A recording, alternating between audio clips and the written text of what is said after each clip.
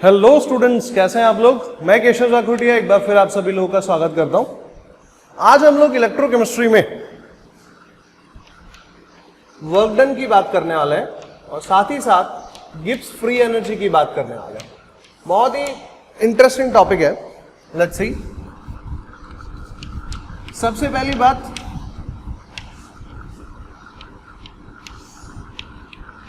Work done. अब देखो, electrochemistry में हमने इलेक्ट्रोकेमिकल सेल पढ़ रहे हैं। इलेक्ट्रोकेमिकल सेल के बारे में बहुत सारी चीजें डिस्कस कर चुके हैं। तो देखो, अगर सेल में इलेक्ट्रॉन का मूवमेंट होता है या फिर कोई मेटल जो है वो डिपॉजिट होता है, कंसंट्रेशन सेल, अपने बहुत सारी चीजें इसके अंदर में पड़ी है। तो आप एक बात बताओ, कोई भी काम फ्री में तो होता नहीं है। उसके लिए कोई ना कोई वर्क डन या तो हमें करना पड़ता है या सेल करके देता है। तो देखो, वर्क डन के लिए हम लोग सब जानते हैं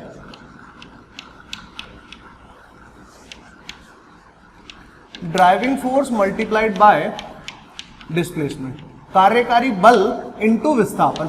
यही तो होता है, फोर्स का फॉर्मूला यही होता है ना। फोर्स यहां पे अभी अपन देखते हैं, डिस्प्लेसमेंट विस्थापन। वर्क डन का फॉर्मूला होता है फोर्स इनटू डिस्प्लेसमेंट, बल इनटू विस्थापन। बल क्या है? तो देखो, यहां पर जो बल है वो है ई नॉट सेल, राइट। और जो ये डिस्प्लेसमेंट है, डिस्प्लेसमेंट मतलब क्या चीज विस्थापित हो रही है। चार्ज ही तो है जो विस्थापित हो रहा है ना। तो टोटल चार्ज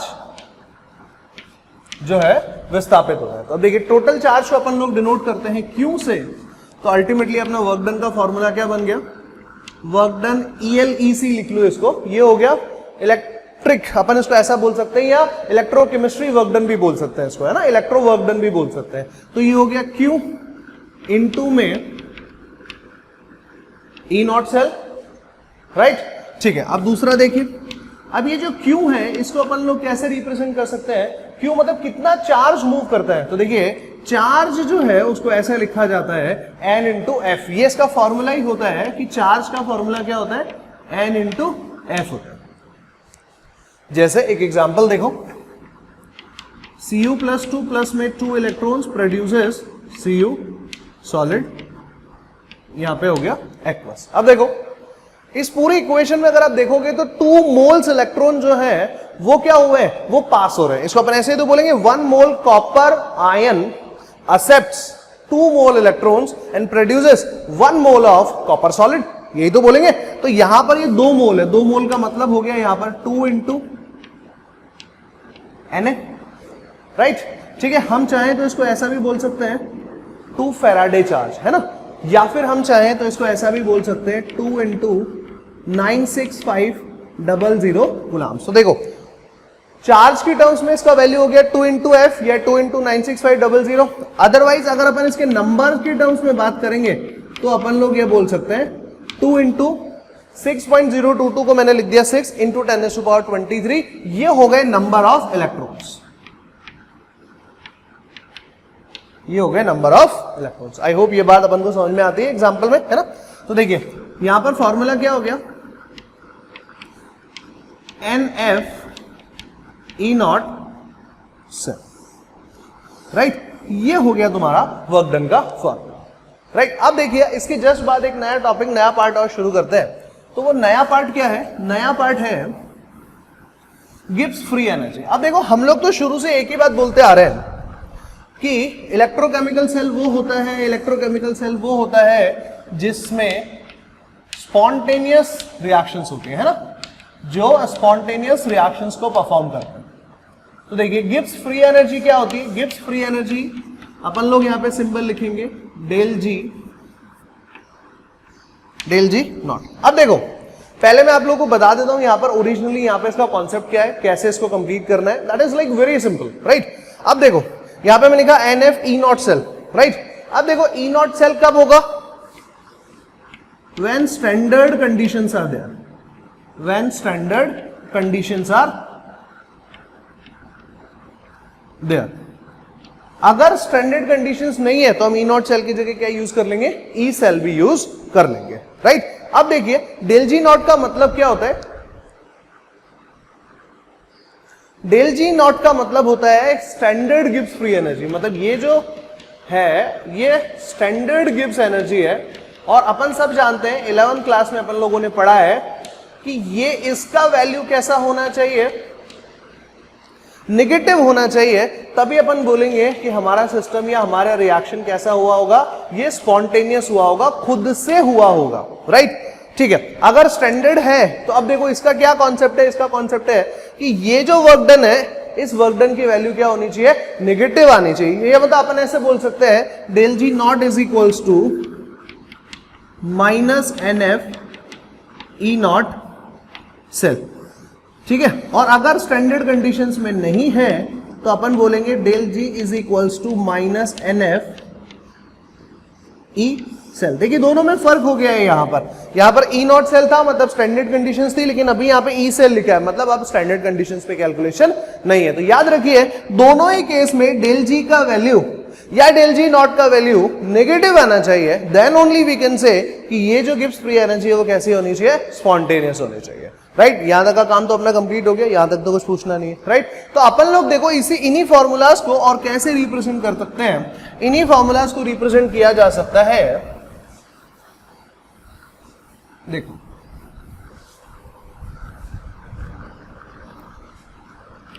इनका रिप्रेजेंटेशन कुछ हो सकता है इस तरह से।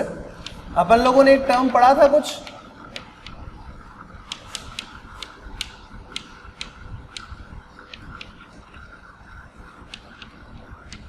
लास्ट क्लास जब हम इक्विलिब्रियम कांस्टेंट की बात कर रहे थे तो ये टर्म हम लोगों ने पढ़ा था, राइट। तो देखिए इस टर्म से हमारे पास फॉर्मूला क्या क्या बन सकते हैं, W electro is equals to 2.303 RT log Kc, ये बनाया जा सकता है। और साथ ही साथ ये भी तो बोला जा सकता है del G is equals to what, del G is equals to minus 2.303 RT log Kc, right.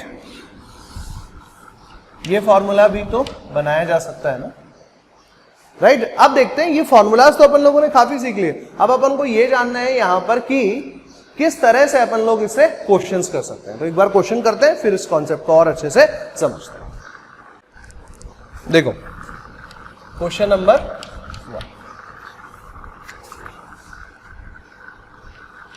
1, CR plus 3 FE plus 2 FE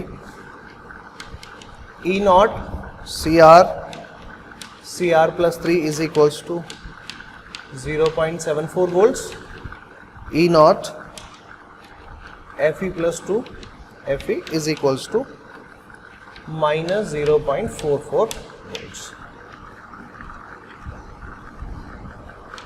Calculate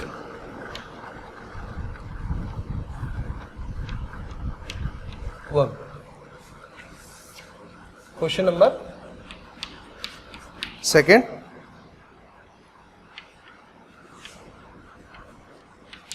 calculate del G naught.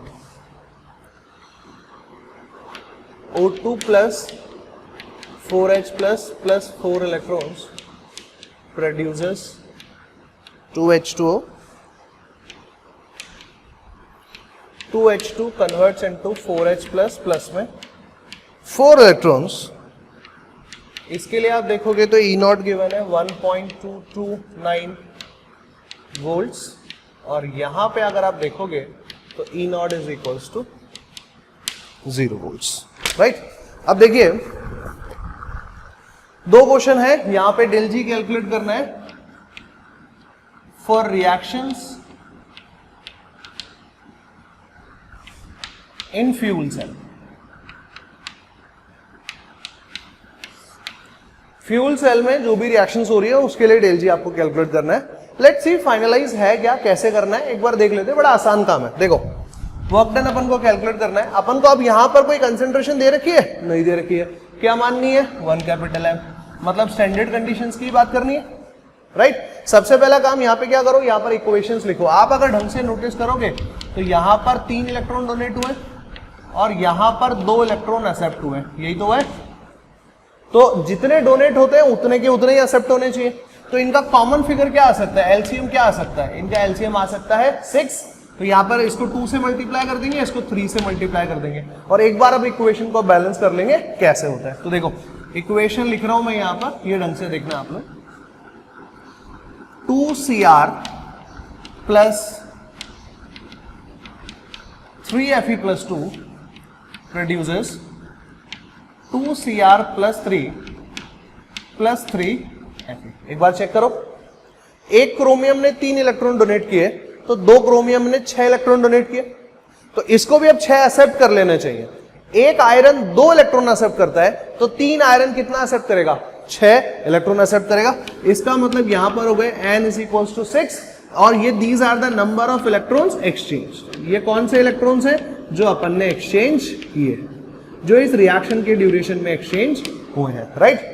अब देखो वर्क डन बोला है, तो वर्क डन का फॉर्मूला होता है W is equals to NF E not cell, यही होता है। n का वैल्यू मालूम है, f का वैल्यू मालूम है, E नॉट सेल और फाइंड आउट कर ले। तो अब देखो E नॉट सेल कैसे फाइंड आउट करते हैं, ये देखो एक बार। तो ये तो अपन जानते हैं वैसे, तो E not cell is equals to what? E not cathode minus E not anode, और दोनों ये वैल्यू कैसे होने चाहिए? SRP होने चाहिए। आप जरा देखो ये वैल्यू कौन सा गिवन है? SOP गिवन है क्या? ठीक है, वो अभी अपन देख लेंगे इसमें से कौन सा एनोड है कौन सा कैथोड है, लेकिन ये है क्या? ये तो SOP है। तो इसको क्या करो? SRP में कन्वर्ट करो, और SRP में कन्वर्ट करने के लिए क्या लिखना पड़ेगा? इसको आपको लिखना पड़ेगा E not Cr plus 3 oblique Cr is equals to minus में 0.74 वोल्ट्स। यस और नो? साइन चेंज हो जाएंगे, वैल्यूज वुड बी सेम।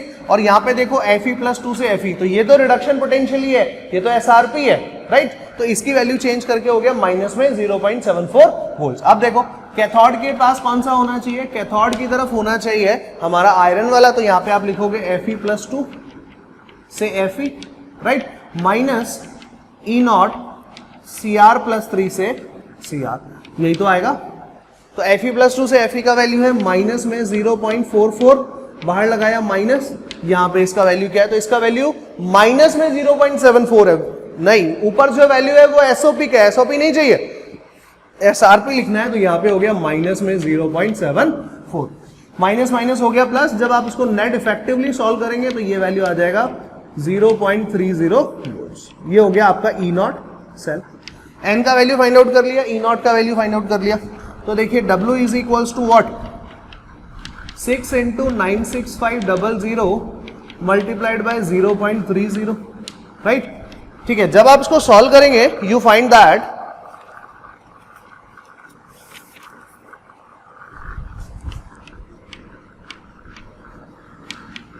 तो ये यूनिट आ जाएगा आपका जूल्स में, राइट। कंफ्यूज नहीं होना है, ई नॉट सेल वोल्ट्स में होना चाहिए, इसे कूलम्स में होना चाहिए। These are the number of electrons. So what happens here is, आप इसको चाहें तो किलो जूल में भी कन्वर्ट कर सकते हैं, है ना। अदरवाइज वो डिपेंड करता है आपका जो ऑप्शंस होंगे उसमें क्या आप लोगों को गिवन है। आंसर इज इन जूल्स और answer is in kilo joules. किस में गिवन है वो चीज आप लोग यहां पर आके देख लीजिए। I think first question complete हो गया, फर्स्ट क्वेश्चन समझ में आ गया। Come to the next question, that is the second question. अब देखिए सेकंड क्वेश्चन आपके सामने लिखा हुआ है कि डेल जी नॉट कैलकुलेट करना है और उसके लिए आपको दो रिएक्शंस गिवन है। Please try to understand del G not calculate करने का फॉर्मूला क्या होता है। तो डेल जी नॉट कैलकुलेट करने का फॉर्मूला होता है minus NF E not cell. अब तुम बोलोगे यही फॉर्मूला क्यों लिया, क्योंकि हमारे को इस फॉर्मूला में कोई भी तरीके से केसी का तो वैल्यू कैलकुलेट नहीं कर सकते, राइट। टेम्परेचर अपन को गिवन नहीं है, तो माइनस 2.303 RT log KC वाला फॉर्मूला हम लोग यहां पर यूज नहीं कर सकते, राइट। अब देखिए तो NF E नॉट सेल, सबसे पहले तो N की वैल्यू बतानी है कि कितना होगा। तो यहां पर आप इक्वेशंस देख के बता सकते हो कि यहां पर 4 इलेक्ट्रॉन है जो कि एक्सचेंज किए जा रहे हैं, आइदर इट इज डोनेटेड और इट इज एक्सेप्टेड। तो एक रिएक्शन रिडक्शन की है, एक रिएक्शन ऑक्सीडेशन की है। तो ये दोनों रिएक्शंस को जोड़ देंगे तो कंप्लीट सेल रिएक्शन बन जाएगी क्या, राइट। अब देखो यहां पर ये जो रिएक्शन है, अब अगर मैं ये कहूं कि मुझे E नॉट सेल कैलकुलेट करना है तो E नॉट सेल के लिए क्या बोलोगे आप, E नॉट कैथोड माइनस में E नॉट एनोड, यही है, ठीक है। E not cathode. अब आप देखो ये रिएक्शन किसकी है, रिडक्शन की। तो ये जो आपको E नॉट का वैल्यू दे रखा होगा, ये किसका दे रखा होगा, SRP का ही दे रखा होगा ना। तो ये हो गया 1.229 माइनस, अब देखो ये रिएक्शन किसका है, ये रिएक्शन है ऑक्सीडेशन का, ऑक्सीडेशन के फॉर्म में ही लिखा हुआ है। तो ये जो वैल्यू होगा ये SOP है, तो अपन को अगर इसका SRP कैलकुलेट करना हो तो माइनस साइन लगा दीजिए, दैट्स ऑल। तो 0 बोलो या -0 बोलो, both are the same concept, तो यहां पर आप लिख दीजिए -0। अल्टीमेटली आपके पास ई नॉट सेल का वैल्यू कितना आ गया 1.229 वोल्ट्स, ये हो गया ई नॉट सेल, राइट। अब देखिए del G not is equals to -6 × 4 × 1.229 volt, जो भी इसका 229 जूल्स, जो भी वैल्यू आए इसको आप लोग सॉल्व कर लीजिए, you will be getting your answer. ठीक है, नियरली मैं इसका आंसर कैलकुलेट करके बता देता हूं।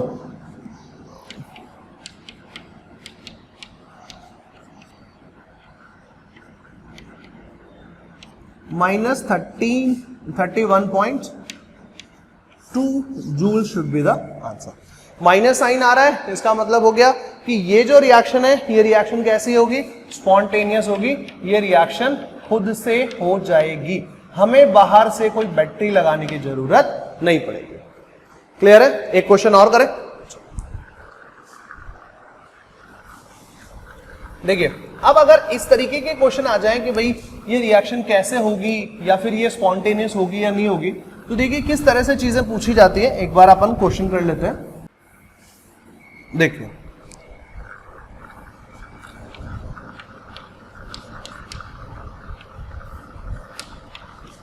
Find whether the given cell reactions are spontaneous or not। देखिए अब सेल रिएक्शन कैसा गिवन है, सेल रिएक्शन आपको कुछ इस फॉर्म में गिवन है। देखिए बस ये डिटेल आपको गिवन है और उसके अलावा कुछ भी गिवन नहीं है। तो देखिए सबसे पहले चीज समझो, यहां पर आपको H+ की कंसेंट्रेशन कुछ भी नहीं दे रखी है ना, H+ की कंसेंट्रेशन कुछ भी नहीं दे रखी, तो इसका मतलब 1 M मान लो। यहां पर भी कुछ नहीं दे रखा तो 1 M मान लो। लेकिन यहाँ पे H2 क्या है, गैस है, हाइड्रोजन इज अ गैस, तो गैस का प्रेशर आपको दे रखा है दैट इज P1।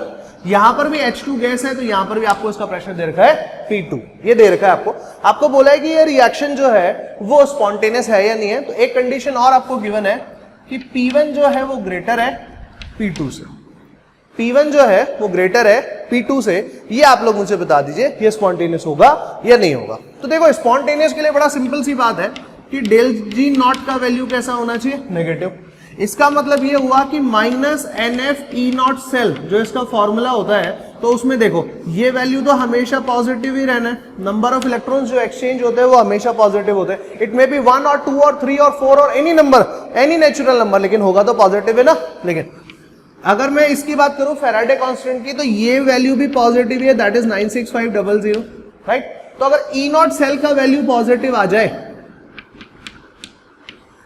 तो positive multiplied by positive number, ये तीनों नंबर जो पॉजिटिव है आगे बाहर लिए, इसके आगे किससे फॉलो किए जा रहे हैं, नेगेटिव साइन से, तो नेट इफेक्ट कैसा आ जाएगा, नेगेटिव आ जाएगा। तो इसका मतलब अगर अपन ये कैलकुलेट कर ले कि E0 सेल का वैल्यू पॉजिटिव आया, तो हम लोग डायरेक्टली बोल सकते हैं क्या, डेल जी नॉट का वैल्यू कैसा आएगा, नेगेटिव आएगा, राइट। अब देखिए जरा इसको कैसे कैलकुलेट करते हैं।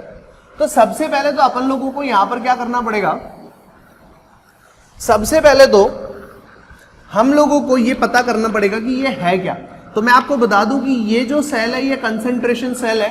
कंसंट्रेशन सेल के अंदर में सेम इलेक्ट्रोड्स होते हैं, सेम गैस होती है, सेम इलेक्ट्रोलाइट होता है, ऐसे ही तो बड़ा है, बट उसकी कंसंट्रेशन अलग अलग होती है ना। तो कंसंट्रेशन सेल होते हैं। अब देखो जो अपन ने 1 M माना है वो नहीं मान सकते, क्योंकि कंसंट्रेशन सेल के अंदर में यहां पर होना क्या चाहिए, ये कंसंट्रेशन अलग अलग होनी चाहिए। अगर जरूरत पड़ेगी तो अपन लोग इसको देख लेंगे। यहां पर मैंने लिख दिया X M, यहां पर मैं लिख देता हूं Y M, ये इसकी कंसंट्रेशन हमारे पास गिवन है।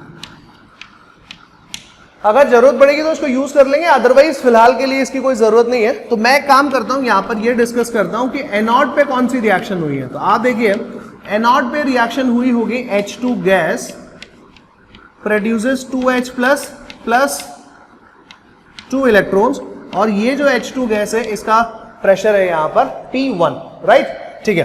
अब देखिए यहां पर कैथोड पे क्या हुआ होगा, कैथोड पे हुआ होगा 2H प्लस में 2 इलेक्ट्रॉन्स प्रोड्यूसेस हाइड्रोजन गैस, और यहां पर जो प्रेशर होगा दैट इज P2, राइट। अब देखिए यहां पर सबसे पहली बात तो E cell is equals to E not cell minus 2.303 RT by NF log products की कंसेंट्रेशन डिवाइडेड बाय रिएक्टेंट्स की कंसेंट्रेशन, यही तो होता है। देखिए अगर आप कंसेंट्रेशन सेल बोल रहे हो तो कंसेंट्रेशन सेल के लिए हम सब जानते हैं कि ई नॉट सेल का वैल्यू कैसा होना चाहिए, 0। तो ई नॉट सेल का वैल्यू हो गया 0 माइनस, देखिए 2.303 RT बाय NF का वैल्यू अगर अपन रख दें, R का वैल्यू 8.314 जूल पर केल्विन पर मोल, टेम्परेचर इज 298 केल्विन, और फेराडेज कांस्टेंट इज 96500। अगर ये वैल्यू इसमें पुट कर दें तो यहां पर ये डेटा हो जाएगा 0.05916 डिवाइडेड बाय n, आगे आ जाएगा लॉग। अब देखिए प्रोडक्ट्स की कंसेंट्रेशन, अब देखो इनकी कोई कंसेंट्रेशन तो अपन को दे ही नहीं रखी है, यहां पर इनकी तो कोई कंसेंट्रेशन दे ही नहीं रखी है। तो प्रोडक्ट्स, पहले ये देखो प्रोडक्ट्स क्या क्या है, प्रोडक्ट्स या तो ये है या प्रोडक्ट्स ये है, राइट। तो देखो इसके अंदर में से जो डेटा अपन को गिवन है, अपन को सिर्फ उसी कॉन्टेक्स्ट में बात करनी है। तो यहां पे आपने लिख दिया P2, प्रोडक्ट्स तो वही है ना, राइट, डिवाइडेड बाय रिएक्टेंट्स की कंसेंट्रेशन। तो रिएक्टेंट्स की कंसेंट्रेशन में या तो ये है या फिर ये है, दोनों में से जिसका डेटा दे रखा हो वो डेटा लिख दो, दैट इज P1, और यहां पे हो जाएगा तुम्हारा E सेल, राइट। आगे देखो इसको ऐसा लिखा जा सकता है कि देखो E सेल क्या हो गया, माइनस में 0.05916 डिवाइडेड बाय 2, क्योंकि दो ही इलेक्ट्रॉन है जो यहां पर एक्सचेंज हो रहे हैं ड्यूरिंग द रिएक्शन।